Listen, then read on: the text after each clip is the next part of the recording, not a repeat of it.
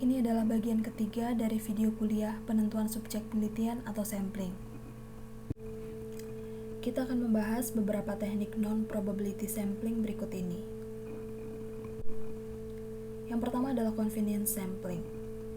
Dalam convenience sampling, seorang peneliti mengikutkan semua orang yang memenuhi kriteria pemilihan subjek dan mudah diakses oleh peneliti. Kelebihan dari teknik ini tentu saja mudah dan cepat, tidak mahal, dan tidak menyulitkan peneliti. Namun di sini kelemahannya adalah karena peneliti tidak mengupayakan agar sampel yang terpilih itu merepresentasikan atau mewakili populasi yang diteliti secara akurat.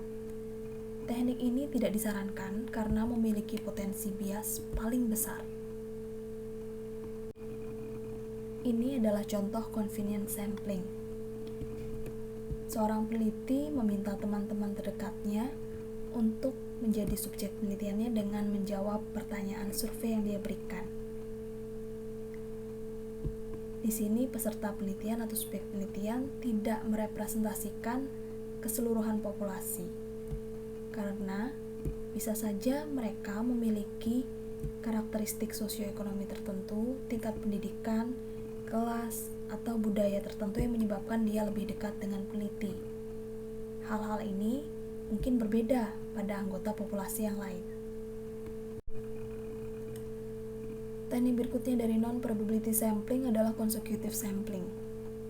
Ini merupakan versi yang lebih ketat dari convenience sampling karena peneliti secara konsekutif atau secara berurut-urutan memilih semua subjek yang memenuhi kriteria seleksi yang ia tetapkan pada populasi targetnya.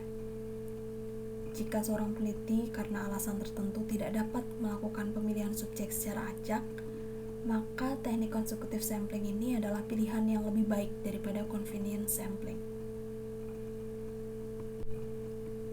Ini adalah contoh bagaimana melakukan consecutive sampling. Pada teknik sampling ini kita akan mengikutkan semua individu yang memenuhi kriteria serta dapat kita akses dalam interval waktu tertentu sampai jumlah sampel yang kita butuhkan terpenuhi seluruhnya.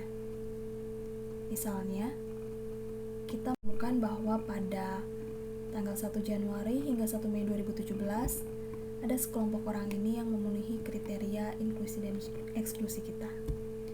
Maka kita akan mengambil semua orang ini menjadikannya subjek dalam penelitian kita. Teknik non-probability sampling lain adalah quota sampling.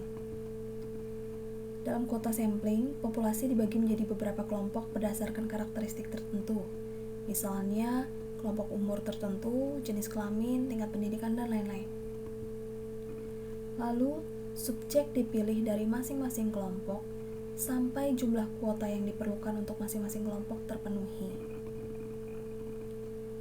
Dan sifat pemilihannya adalah non-probabilistik karena peneliti tidak melakukan pengacakan ketika memilih subjek dari masing-masing kelompok. Teknik ini merupakan versi non-probability dari stratified sampling. Bedanya pada pemilihan subjek di masing-masing kelompok. Pada stratified sampling, pemilihan subjek dari masing-masing kelompok diambil secara acak, namun pada quota sampling, pemilihannya tidak secara acak. Teknik lain dari non-probability sampling adalah snowball sampling. Snowball sampling ini digunakan terutama untuk mengambil sampel pada kelompok yang sulit untuk diakses atau jumlahnya sangat terbatas. Misalnya, kelompok waria dengan HIV/AIDS, di mana mengakses anggota kelompok ini sangat sulit karena kelompok ini cukup tertutup. Jadi, dalam teknik snowball sampling, peneliti mengambil satu subjek yang diketahui memenuhi kriteria, kemudian meminta subjek tersebut untuk memberikan rekomendasi subjek berikutnya untuk bisa diakses. Sehingga, jumlah subjek makin lama akan bergulir seperti bola salju. Dari kecil lama-lama semakin besar. ini menggambarkan tahapan dalam merekrut subjek penelitian. Dari satu orang, peneliti mendapatkan informasi dan akses ke orang-orang berikutnya. Teknik non-probability sampling lainnya adalah purposive sampling. Pada purposive sampling, kita tidak melakukan pemilihan sampel secara acak, tapi kita memilihnya berdasarkan pertimbangan karakteristik yang kita ketahui atau kita anggap relevan dengan pertanyaan penelitian. Teknik ini umum digunakan pada penelitian kualitatif, di mana peneliti memilih orang-orang atau kasus yang dianggap bisa memberikan informasi yang kaya. Teknik ini juga sangat efektif untuk sumber daya yang terbatas.